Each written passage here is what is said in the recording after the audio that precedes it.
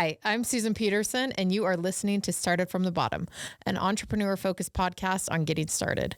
Here you will find all the mindset tools and resources you need to just get started.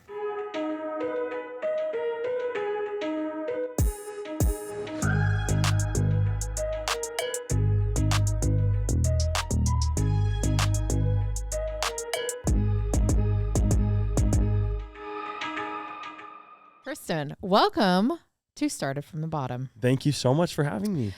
We are going to we do a series. We did it with Lisa Richards a couple weeks ago called Aska. Yes, I love that. And so we're going to do it with you. And it's going to be Aska Ring King. Aska Ring King on how do you get started in business. So that's kind of the whole idea. And I think this is going to be collaborative because I'm going to answer too, although it's been years since I started. So it's maybe not as relevant as your information because you're just a little young pup. Yes. Okay. So we sourced these questions from the Started from the Bottom community. Shout out. Meaning my Instagram account. So if you're not following me, you better. It's susan.m.peterson on Insta. But okay, so she says, I have an idea. How do I get started? That's What a good first question. I know, right? And it's pretty broad in general, but we're assuming you have an idea and you don't know where to go first or what to do. Let's break down maybe how you got started, how I got started, like quick. Such a good idea. And then what we would advise. Okay. So for me, my idea was actually, how do I make money? Gotcha. Okay. That was my idea. Yes. How do I make money? So I started an Etsy shop and just kind of threw anything in there that I thought would sell. Like what? Baby blankets. I just had Hattie. So everything was like baby focused. So it's like baby blankets, baby clothes. You were making this stuff. Yeah. Making it at my kitchen table. Okay. And it started to sell. But then I kind of was like, I feel like if I could hone in on a product that a lot of people wanted, not just like onesie twosie stuff, then I could really build a business out of it. And when Gus was born, I started making moccasins and that was the product that people were really drawn to. Gotcha. So that was the thing. And then it was like, okay, I need to figure out how I can scale in terms of like how I can grow my revenue, but not burn out. So who do I hire first? What do I outsource first? That kind of thing. Yeah. So mine was, how do I make money? Yours was, how do you make money? Mine was, I was fresh out of high school. I didn't know what I was doing. I was like using my camera to film weddings, take people's pictures. Travel was hot. Instagram was hot. Didn't know what I was going to do with my life. And a comment on Instagram said, where do you get your rings? And I was like, oh, I should sell them. How do I do that? So I took some friends out to lunch, Kenzie and Colby, shout out, who own Thread Wallets. And I'm like, how the freak do I do this? And they're like, here's what you're going to do for a site. Here's what you're going to do for shipping. You're going to come use our shipping labels. There's like the basic things that need laid down for it to even function. Yeah. And that's always tricky to kind of figure out. It's not hard, but if you have someone walking you through it, it saves you hours, days, weeks, months. Right. So you have a product that you know you want to get made, or you have an idea, or you have something you want to do. You need a website. And it's so different because like for me, we were both making our products. If you need to manufacture it, dumping money into manufacturing it and getting that good before you even think about a website. Right. Story. That's where you would start. Yeah. And then you need some way to fulfill your stuff. Customer service. There's so many moving parts that you don't think about. Yeah. I think though there's kind of two ways to think about it. You either start with a product or you start with a community. Yes. And you started with the community. Yep. I started with the product. I built the community. Yes. You had to build the product. I had to. Yes. Yes. And both ways are right. But if you have a community, you can almost sell anything to that community. Yes. If it fits with in your brand. Aligned, clear. Yes. Yeah. Yes. If it fits in your brand and it's something that people won't be like, oh, why are you selling? Yeah, it can't be a cash grab. Yeah, why are you selling dog food? Yeah. Yeah, you're traveling. No, you want to sell dog food? Yeah, it doesn't make sense. Yeah. Okay. So anything else on how to get started? Do we miss anything? There's a lot there. Like the very beginning, to me, it's lay down dots. Like just keep moving. Find your dead ends. Google things. Take someone to lunch who's done it. Like don't just sit there and wonder. Like make movement. Yeah, like keep the momentum going. Yeah, because like how we're saying this is different than this is different than this. There's not one size fits all. Just like move, you'll figure it out.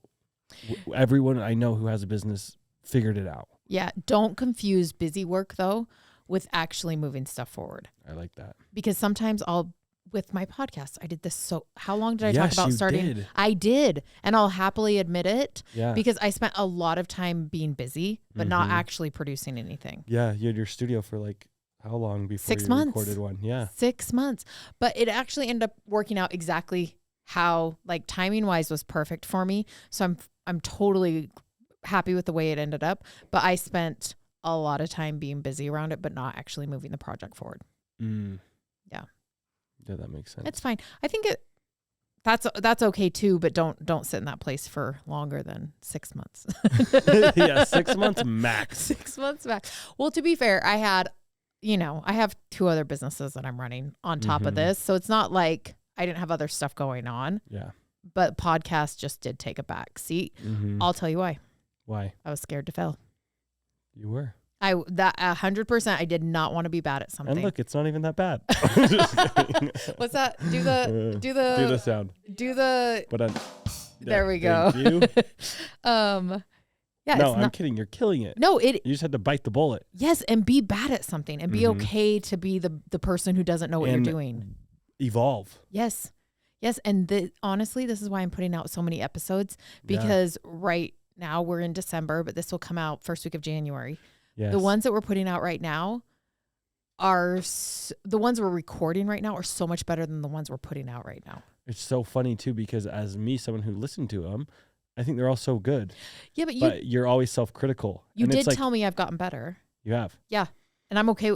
I'm okay with feedback. But you had to start to get better. Yeah. You have to start somewhere Mhm. and be like, for someone who's a high performer. And I think a lot of entrepreneurs are high performers. Yeah, It sucks to be bad at something. it does. Yeah. Yeah. And yeah. Yeah. I feel that. I think Yeah. everyone does. Yes. Yes. Just be honest about that. Yeah. Okay. Here's the next question. She asks, how do I stand out? How do I make my product stand out? I made my product stand out by sharing the personal, emotional story. In the moment, I was not thinking, is rings a good industry to go into? Who's there that would buy? What's the market cap? What's blah, blah, blah, blah, blah, blah, blah. I was just really passionate about these rings that I've been bending for years. Mm-hmm. And I saw some people who wanted them. And so I'm like, let's seize this opportunity. I feel lucky where I was in a sense where my feet were up against the wall. My feet or my back? What's the saying? I think it's your My back. back was Why would against your the wall. feet be up against the Well, wall? Good question. Your back's against the wall. I didn't have a ton to lose. I was just No. like, I got to try this opportunity. If the wave comes, we'll see how long we can ride it and just go for it. And remind me what the question was. How do you stand out? How do you stand out? I think in a dumbed down form, the answer is how passionate you are about it. How you can connect with your audience, The emotion, the story. I think where they feel like you know them. we've seen so many products now. The world does not need more products. They definitely did not. First of all, the world, let's just look at what we're doing. Yeah. The world does not need one more podcast. Nope. And the world does not need one more ring company. They don't. Yeah. Or a baby company. And if I'm like, am I going to start a ring company? There's plenty of people making cool rings, Right. but they weren't done by me, and they weren't. I hate when people say it's so saturated. We've seen it done. Yeah, but you haven't seen it done by me. Right. And the bad ideas end up being good ideas. Yeah. I'm going to bend spoons and sell them for 100x what I bought them for, and they're going to sell out in minutes, and it's going to be this huge thing. Oh, good luck. Yeah. Anyone can do that. It's this. But when I could communicate a genuine, authentic story, for those who don't know, I started with spoon rings, and I would bend them in my dad's garage. I could convey that emotion to an audience, and that's what they connected with. Like you, who were hand sewing your mocks, or even like anyone with a business or an apparel line who just felt so wildly passionate about it. We're in a time where like founder story is so important. It's not just these advertisements of pretty products. It's TikToks, it's stories. It's we know who starts them and how it came from. Yeah.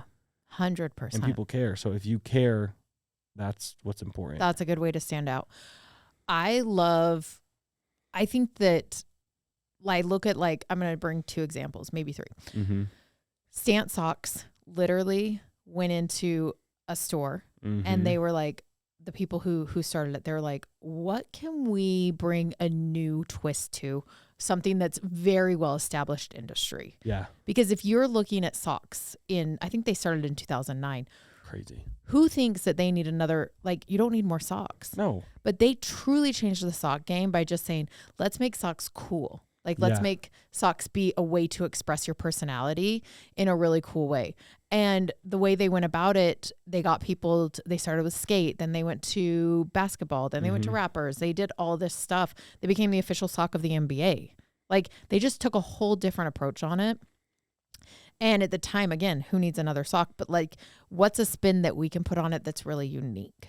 And they were obviously so clearly passionate about that, because I can't say if I'm like, okay, I'm going to change I'm going to change how the world sees socks. Right. I don't think I could do that because I'm not that passionate about socks. Yeah. But they were. And so they found a way where they're not going to stop. I think that's what I'm saying. Like, how to stand out is not to necessarily be passionate, but I think the passion is what ends up translating. Yeah, you have a vision. I'm going to ship my rings in a box of dry ice. That's how I'm going to stand out, because I care so much about this and it being cool and blah, blah, blah. Dumbing that down, passion is where that roots from. Yeah. If you care about it, you will do it. Yeah. I love that. The other thing is, a lot of things we use have not been put through a lens of new technology. No. And what I mean by that is, like, take a look at Pura. Mm-hmm. Who would have thought a Glade plugin that you could control from your phone would be so popular? Yeah. And that's just to dumb it down, but Pura is amazing in the sense they are amazing. Yeah, they're killing it. And I love having the autonomy on my phone. And so they just took something that's been in your house forever and applied a new technology to it and made it sleeker and cooler, you know? And then Ashley Rose Reeves, she's so good at taking product that is like good, that we've like put up with for a long time, and then putting her spin on it so it makes it better or best. Yeah. And that's everything. Yes. Yes. Yeah. So you stand out by applying new technology, being passionate about it, and making things better. Yep. Yeah. In a simple form. In a simple form. We simplified it. Okay. How do I market my product? If you are listening to this podcast, you have a device that has every tool, resource, all the information in the world for free on your phone. You have access to billions of people. Well, I don't know, probably billions of people. Yeah. And to tap into that, post on TikTok, social media, like, it's such an interesting question, because there's so many opportunities. Yeah. To market a product. I think it matters. And I'm actually going to couple with this one with which social media should I focus on? So those were 2 that came through. I think number 1, where is your audience? Like, who is your customer and where are they hanging out? Are they on LinkedIn? Are they on Facebook? Are they on Instagram? Are they on TikTok? Yeah. And really, like, you can be like, we have Gen Xers and boomers on Facebook.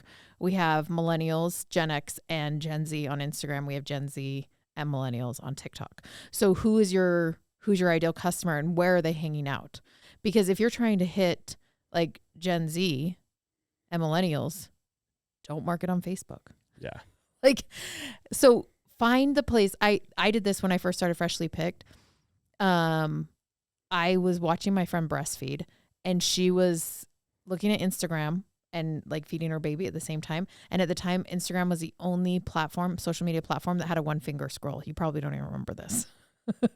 Every other social media platform, you required 2 fingers or 2 hands, both hands, to do it. And Instagram was the only one that you could scroll like that. Now all of them have it, but at the time, and I was like, ding, ding, ding. That's where moms are going to hang out, because they need their other hand for something else. And I think paying attention to you as a consumer. You're probably mom on Instagram. And you're like, oh, I'm sure there's other moms out there. That's where they're going to hang out. So who's your customer? Where are they going to hang out? And then that's where you should start to market your product. I think if I were starting today, I would put, and it's like practice what you preach. I totally need to do this.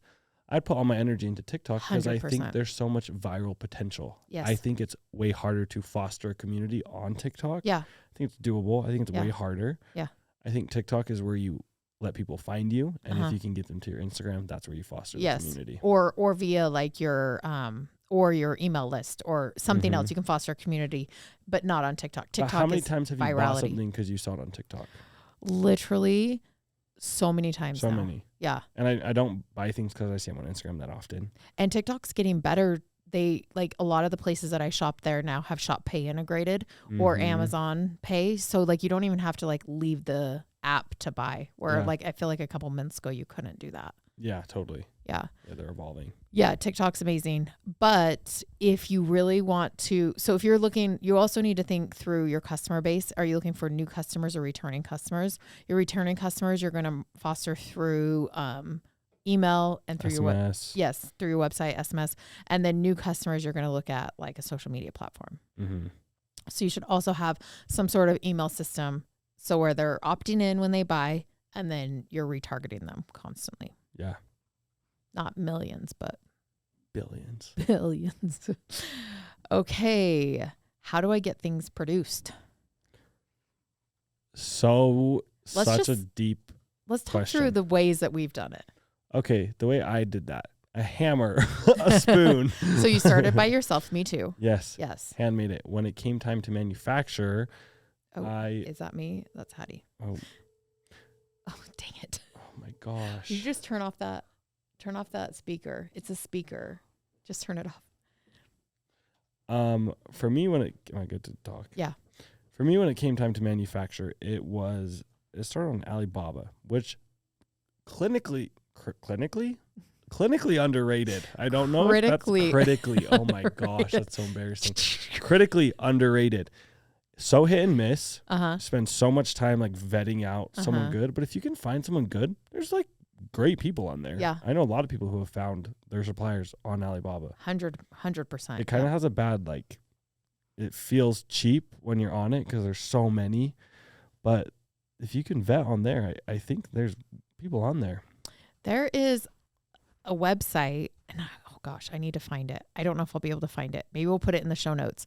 But there is a website that you can go to that if you put in like, oh, I'm looking for West Down pillows, it will tell you where those pillows get produced and it'll give you the factory name.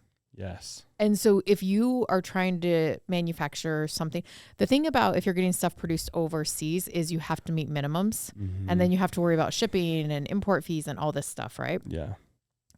So that's something to keep in mind. But there's people, tons of people who can help you figure out how to get things produced pretty easily.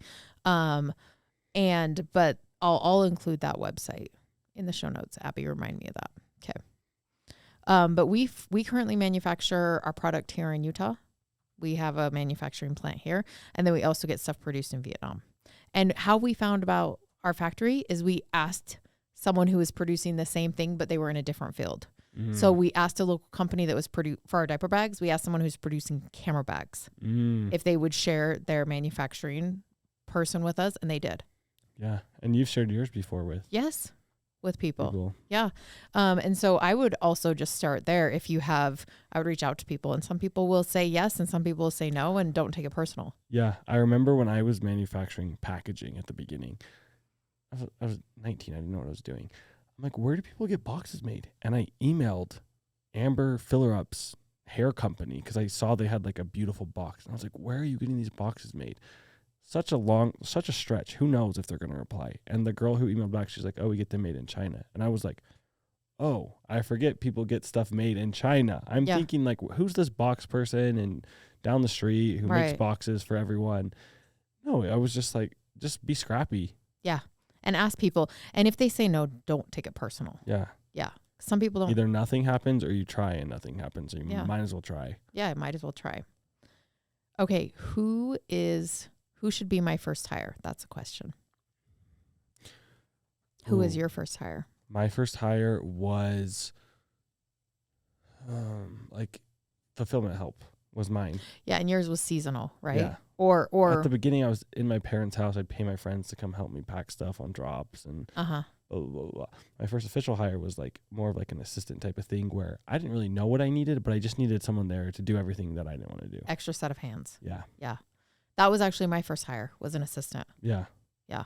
Because it's like, I don't really know what I want to do, but I know I don't need to be doing this. So you do this, you do this, you do this. I need someone to return emails. I need someone to help me like cut out leather. Yeah. And then fulfillment. I feel like if you're the CEO, two things you should hire out as quickly as you can is customer service emails and fulfillment. Because people hang on way too long. I did. Yeah, you get in the weeds so much with fulfillment that you can't run any other part of your business.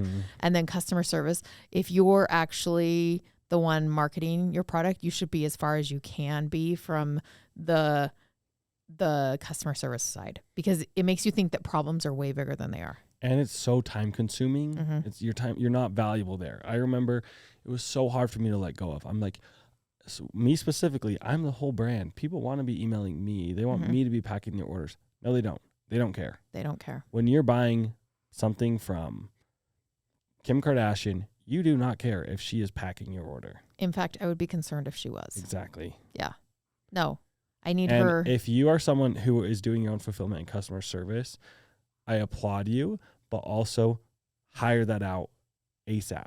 Yeah, don't hang on to it. You can't grow your business if you're doing that. And I promise you, it's intimidating, always hiring, but find someone who will, there's people out there who will do it, who actually enjoy doing it. Yeah. And you're probably thinking, oh, well, no one's going to package it like I can. Create a system. Yeah.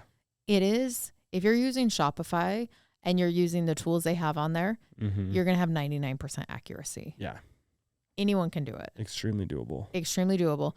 And then for emails, you can find systems that allow you to do macro, like replies. So you don't even have to write out the reply every time. It's like, oh, this question comes in. Someone wants to do a return. Yeah. Here's the macro. Spend that time creating a manual. Yeah. And give it to someone else. Yeah, exactly. Yeah. Also, what I always say is hire the thing that you're not good at. If you hire someone, like you're really good at social media, if you hired social media, you would be so upset. Because you'd be like, they're not doing it right. Yeah. And then even if they were like, okay, how can I do it better? It's so intuitive to you. I don't think you could explain it. It's so funny. I'm trying to hire a creative right now, and it's so tricky for me because my taste is so personal that it's not that the stuff's not good. It's just not how I would do it. And I can't, I'm like, no, it's and unless you know right. how to give creative feedback, it's actually really hard to give good creative feedback. I feel like that's why people go to school. And creatives are hard to manage because it feels so personal, even though it's not. Yeah. It's like, oh, I did all this work and you don't even like it. It's like, no, it's not that I don't like it. It's just not what I had in mind. Yeah. So my brief wasn't clear at the beginning. So how do I do that? Yeah. Okay. I actually love this one. How do I make sure that no one steals my idea?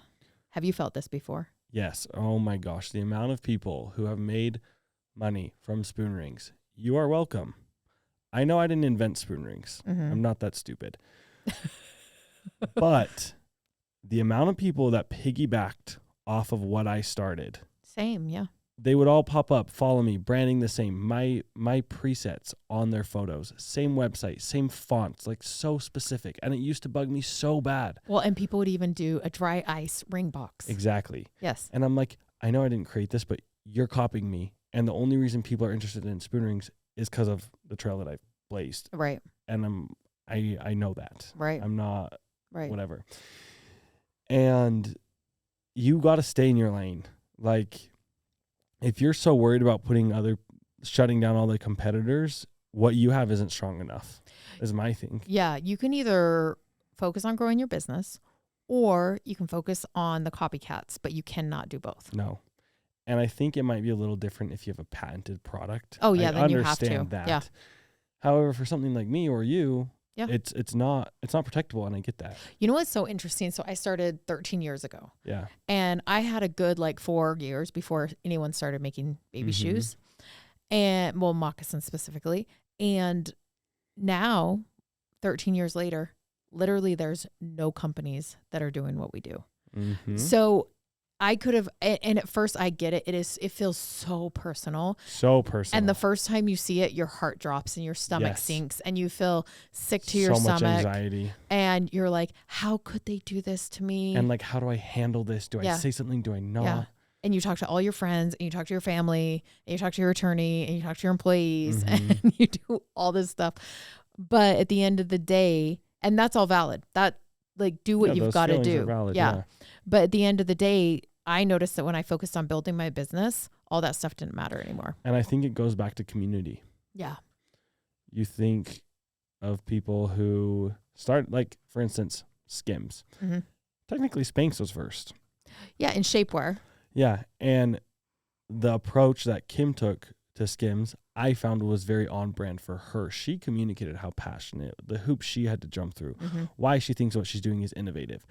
I've seen other like influencers post products that look like Skims. If you've never seen Skims, you would think it is. It's the same branding, the same shoots, the same everything. I would never buy from them. And it goes back to like knowing the founder story and that they were passionate about what they're building, not just a ripoff. Right. And when you start having people copy you, it means you're doing something validation, right. Yeah. And I think Kim is so unbothered and not worried about all the little Amazon shops that are selling like shapewear. Yeah. Because she is like getting Snoop Dogg to head down. Yeah. Yeah. She's getting Snoop Dogg to like model with his family for her holiday campaign. Mm-hmm. And that's an extreme example, but yes, I also think you can't copy someone and you get exhausted so fast. It's funny. I met someone the other day and he's like, I have to applaud you. Like, it's so hard to market spoon rings. Like, I tried and like, I think what you're doing is so cool. And I'm like, oh, so you were one of those copycats that used to like really get to me. And now I honestly don't care. Cause I'm like, it's way harder than it looks. It is so hard. But yeah, just don't stress over it too much. People will copy you. If they're copying you, you're doing something right. Yeah. Yeah. Take a moment, tell your friend how annoying it is, and then talk to someone who's had someone copy them and let them tell you that it's okay. It'll happen. Keep your head down. Okay. Here's a question that no one asked, but I'm just thinking through this. People always ask me, aren't you afraid if you talk about your idea too much, people are going to steal it? Yes, I was thinking about this all the time because there's two conversations on the internet. One of the conversations is there's all these studies and science that when you talk about what you're going to do, you have a release of dopamine. And so you're not as motivated to do that because you've already got the chemicals like you've accomplished it. Mm-hmm. And then there's the other conversation of tell people what you're doing. It'll motivate you. It'll blah, blah, blah, blah, blah. Keep you accountable. Yeah. And there's so many things like that where there's two conversations of studies and science that back up what they're saying. Mm-hmm. My personal take on those two is when you tell people, it holds you accountable and it also can open doors. Yes. I'm working on a fragrance right now. For a long time, I wasn't telling people that. The second I started telling people, it's like, oh, I know the top fragrance house in New York want me to connect you. Yeah. If I wouldn't have told someone, I never would have got that contact. Right. Right. If it is a patentable idea, patent it as quickly as you can. Yeah. Then start talking about it. Mm-hmm. But also, I'm thinking even a patentable idea, or I know who asked this question. There are so many people could steal your idea, but if they're not passionate about it, they're not going to do it. Mm-hmm. You know? Yeah. And it is, it's interesting.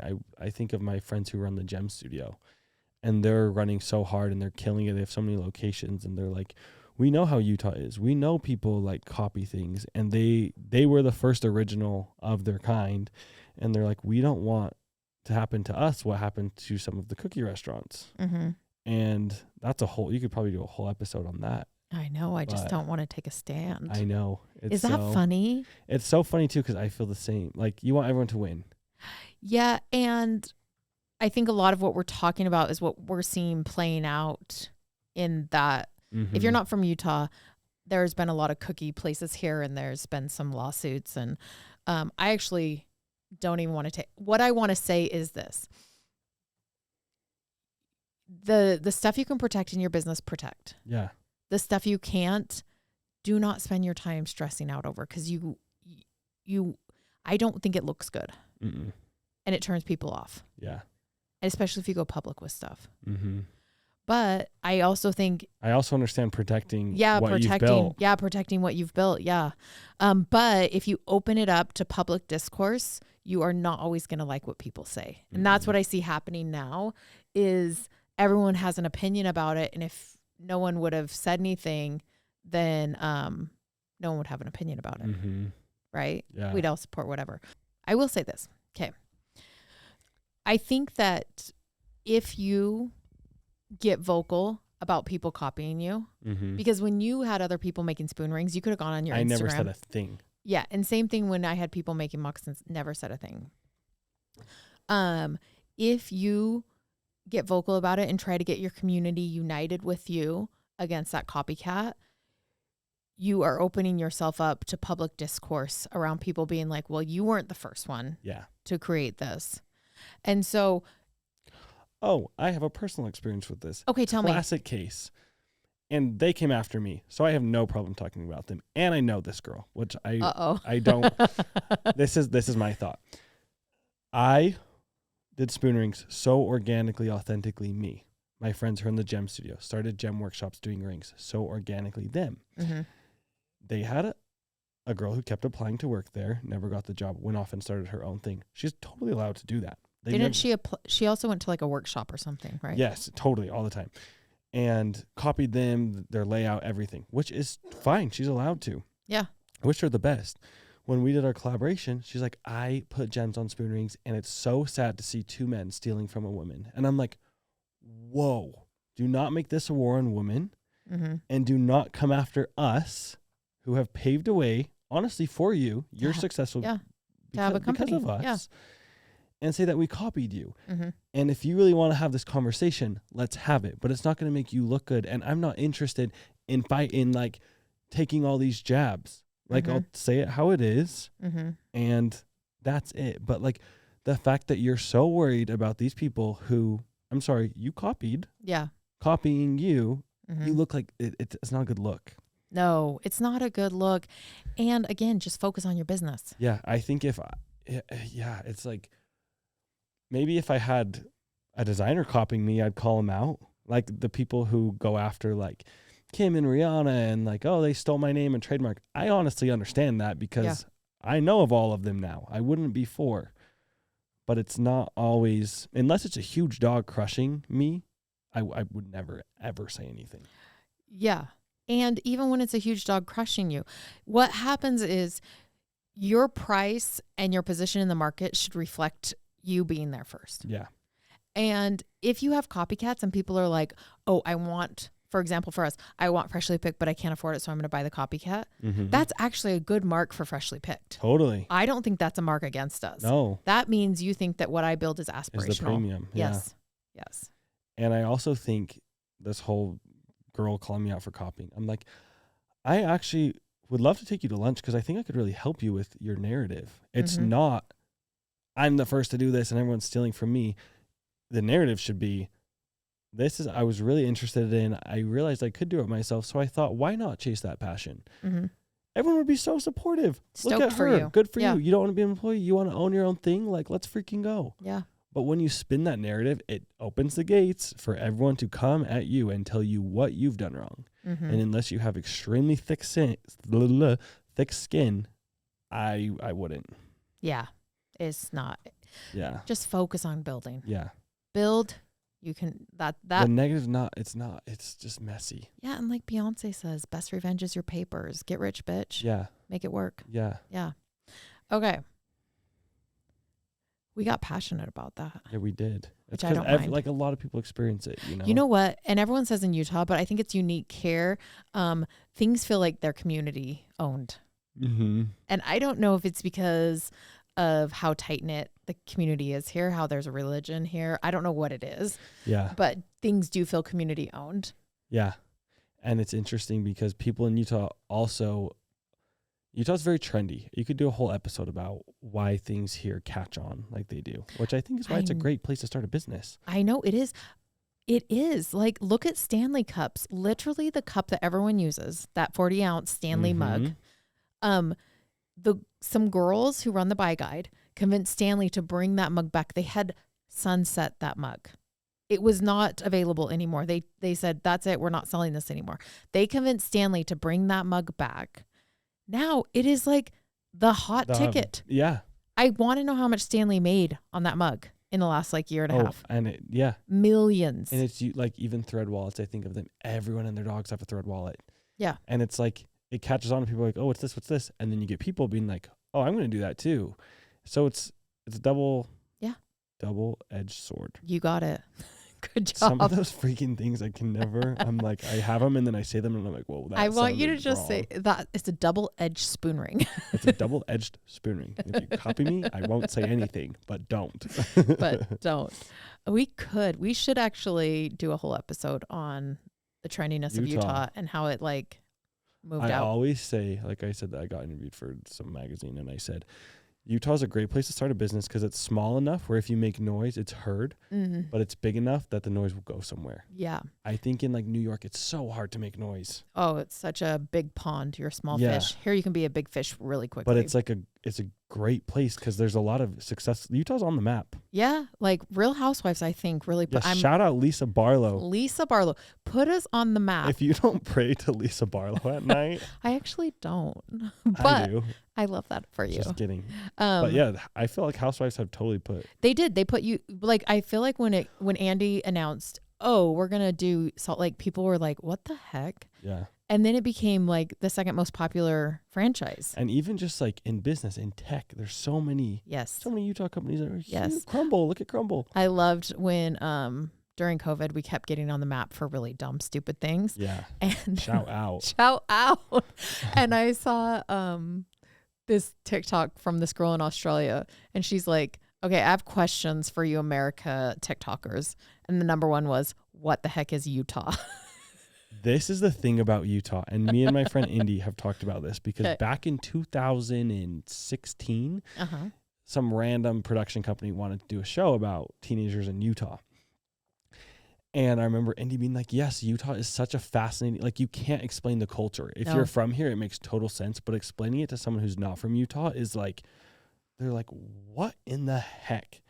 And now finally there's so many like series, documentaries, blah, blah, blah about Mormons in Utah. Not all of them are like extremely accurate, but it's fascinating. Yeah. Or even putting us in the best light. But I am of the firm opinion that any attention is good attention. I'm a middle child. And so the neglected middle child.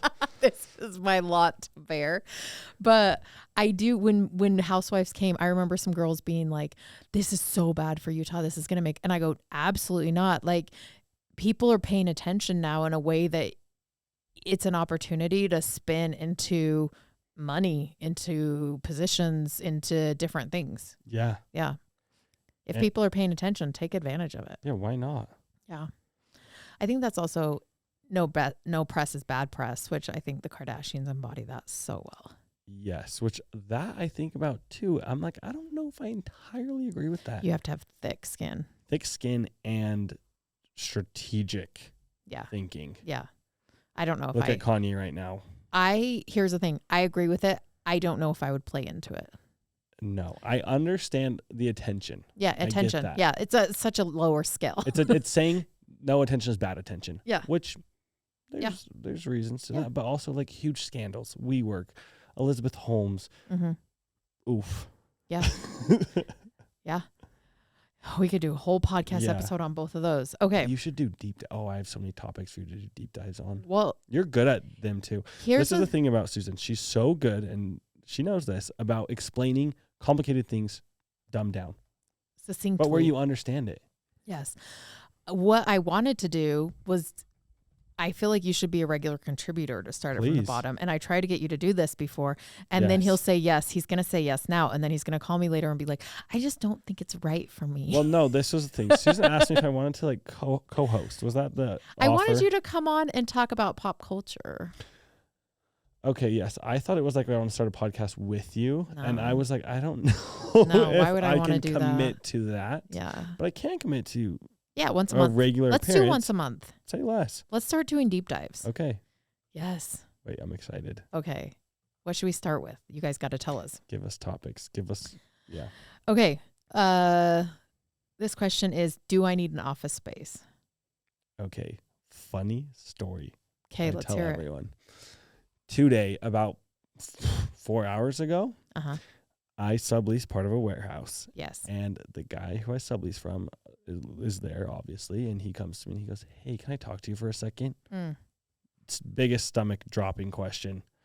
What I do, what's going on, sits me down. Hey, I'm so sorry. Something you should know about Tristan is if you want to scare him, you say, hey, can I talk to you for a second? Yes, or if you want to pull a prank, I always tell someone to go grab someone and say, hey, can I talk to you for a second? Because they're like, oh no, what's going on? It doesn't even scare me. Really? Yeah, remember you guys tried to do that to me? But it does it depend who it is? No, remember you tried to do that to me at one of our Kardashian nights. Yeah. Someone's like, hey, can I talk to you for a second? I was like, yeah, let's go. What But do you want to talk? gotta like get someone who's like if one of your employees came to you and was like, hey, No. Susan, can I talk to you for a second? Would you think like, oh, they're gonna quit or Yeah. like, Probably. yeah, I don't know. It's just like a confrontation. And then that's I'm not coming. scared of that. You know what though? Actually, if I get an unsolicited call from my investor, I'm like, oh no, what did I do? And I catalog real quickly if I did anything that I shouldn't have. Okay, sorry. Back to warehouse space. Anyways, he tells me that they're gonna need the whole warehouse, and I've been there for 4 years, and I was so sad. I'm like, no, this is like.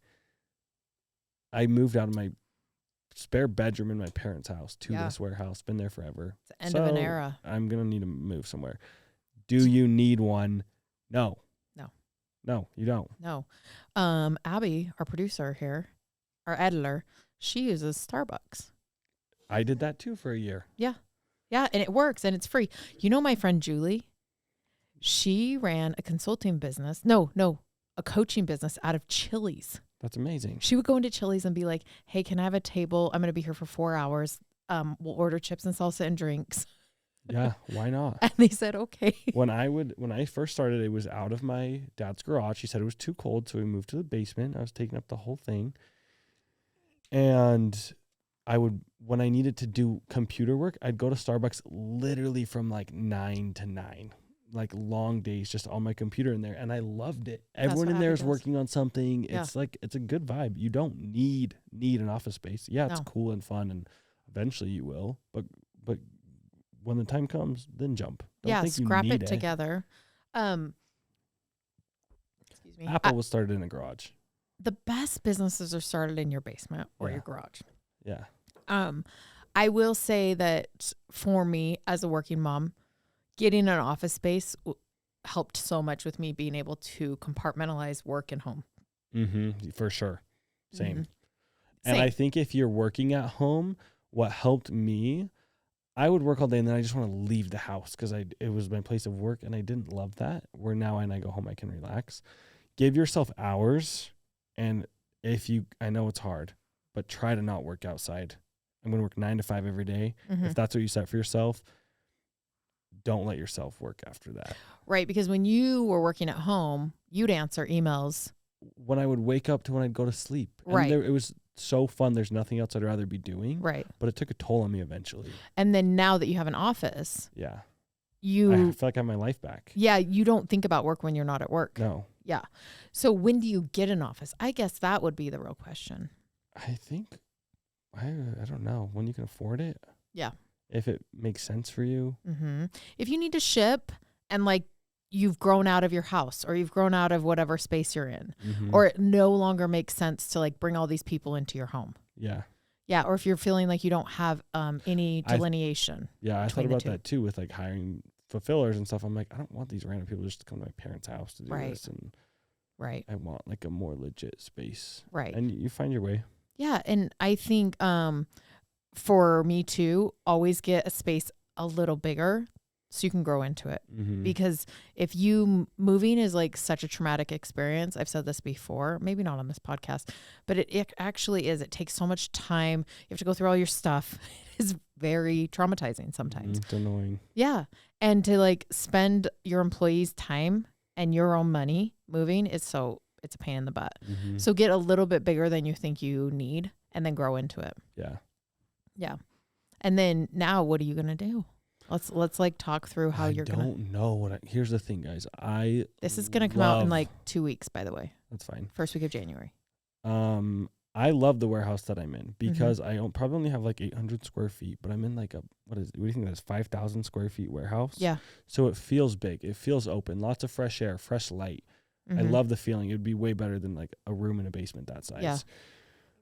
So I don't know what I'm going to do. Stay tuned. It's wild when I first got my first office. Where was it? In Provo, like by the train tracks, actually. Not the Thread one. No, that was my first office. Your first office, just be scrappy as you can. It was a basement apartment in my neighborhood that was $250 a month. Shout out. Yeah. And I just moved in, but light was so important to me in there. I think like it gets, especially winter. Yes. And we painted and we did all this stuff to make it feel like really fresh. They picked. Yes. Fresh. And then my second office was this place by the train tracks in Provo. And that one was like cheap too. It was like $700-800 a month. And then the one where Colby and Kenzie are right now, the Thread building, Mm-hmm. that one was nice. And now we're in Space A in Lehigh and this warehouse in Linden. Mm-hmm.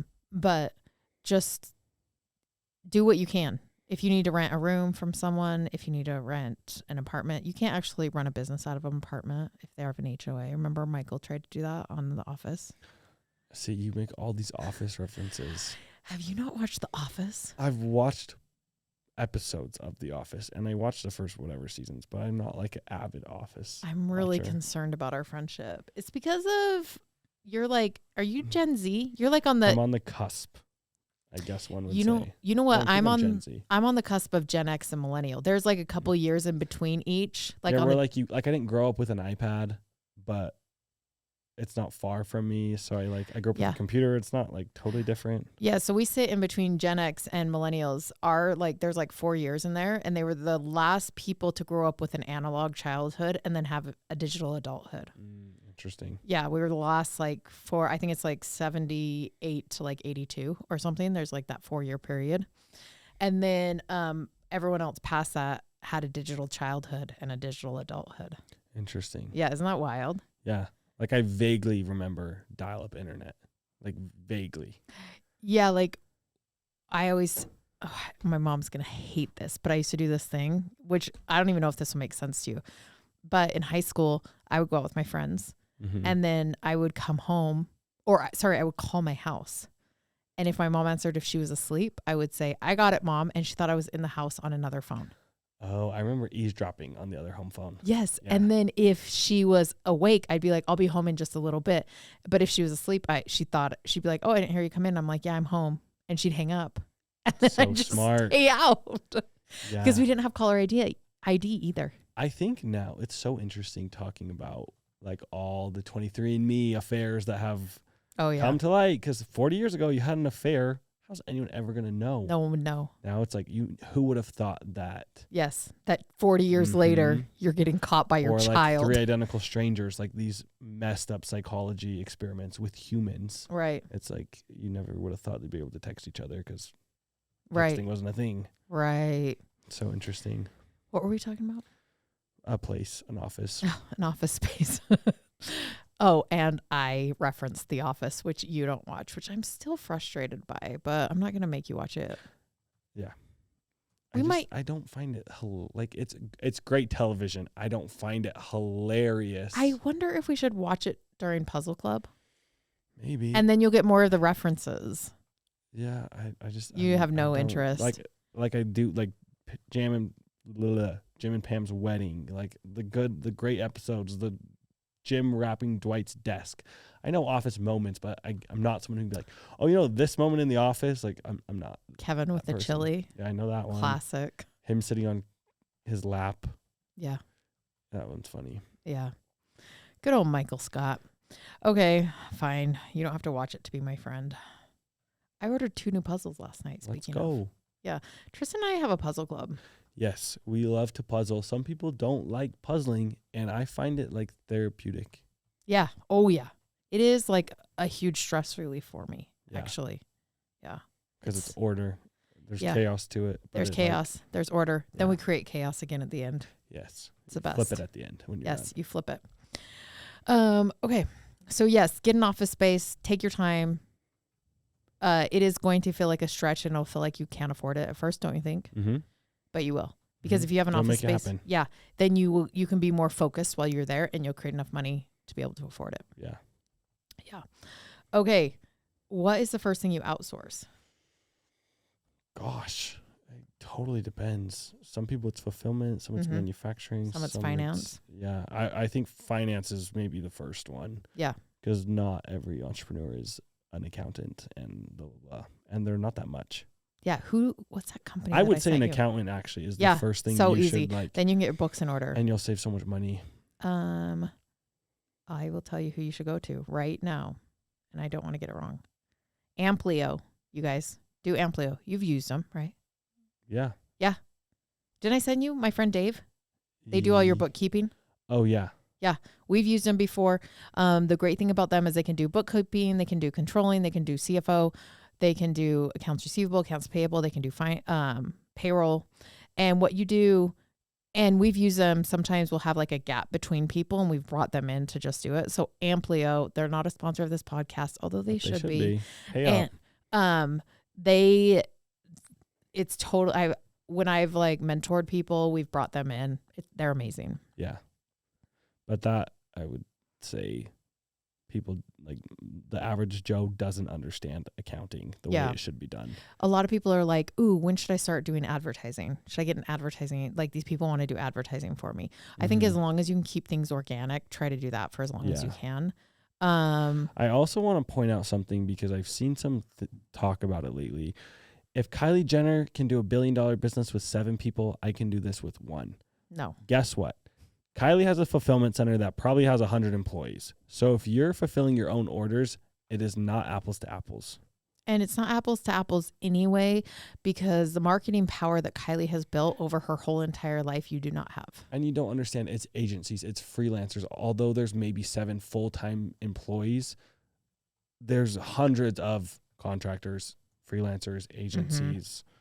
Yeah. Like I don't want to hear that anymore. Those 7 employees are not doing the photo shoots. You can be efficient, but I'm so over that. Yeah. They probably have an email agency. They probably have a texting agency. They have someone who's running their website. Yeah.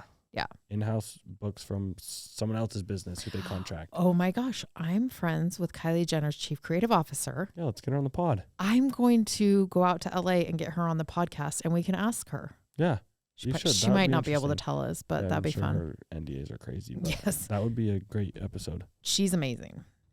Okay. So first thing you outsource though is if something's taking you a lot of time and you hate doing it, that's the thing you should try to figure out how to outsource. Mm-hmm. And be wary of people who are coming to you telling you that they can make you a lot more money. Yeah, never. Never. And people love to claim revenue. Oh, big time. Oh, let us do your emails. Oh, we brought in this much money. Oh, I was doing that much money when I was sending the emails. So how much value have you added? Yeah, what's the incremental value? Yeah. Nothing. Go away. No. Yeah. And I would say if you can always vet, like get references. My biggest thing is asking friends who have businesses, who do you use for this? Who do you use for that? I trust that way more than a cold outreach. Mm-hmm. A sales one. Yeah, for sure. Okay. That's the end of my questions. Anything else you want to add, Tristan? No, I don't think so. I'm trying to think if there's anything else came through. Any interesting topics I've been thinking of lately pertaining to business. What's going to happen after this episode is people are going to be like, oh, you like puzzles? Let me send you one. If you send us the all black puzzle, that's, I don't want it. We're fighting. Also, we're very particular about brands, so please don't send unsolicited puzzles to us. Yeah, Ravensburger only. But we're almost to the end of our Ravensburger. Sheesh. We've done all the Ravensburgers there are to do. It out. So we've got to find a new puzzle brand. But we do like the soft click technology of Ravensburger. So if you want to help us out, if you have an idea. Yeah. Yeah. Well, we'd be open to them. Mm-hmm. Yeah. But please don't send unsolicited puzzles. No, never. It's like unsolicited pics. Oh my gosh. You see there's like a law now? What is it? It was like in California or something where if someone sends an unsolicited D-pic, you can like prosecute them for money. Oh. Did you see that? Well, I saw it and I think it's real. It's about damn time, like Lizzo says. Yeah, for real. Yeah. I mean, yeah, no one wants an unsolicited. Yeah, that's nasty. Don't do that. No, gross. Okay, Tristan, thank you for coming on. Thank you for having me. This was so much fun. You guys, tell us what you want Tristan and I to deep dive on for the next episode. Hot topics, controversial topics, like things that are interesting. Yeah. You know? Yeah. You know who we should have on? Who? You and me, Lisa Barlow. Oh, please. Okay. I'll let you come. When she comes, you can come. Yeah, I would love to interview her. Okay. We're going to do it. Bye, guys. Later.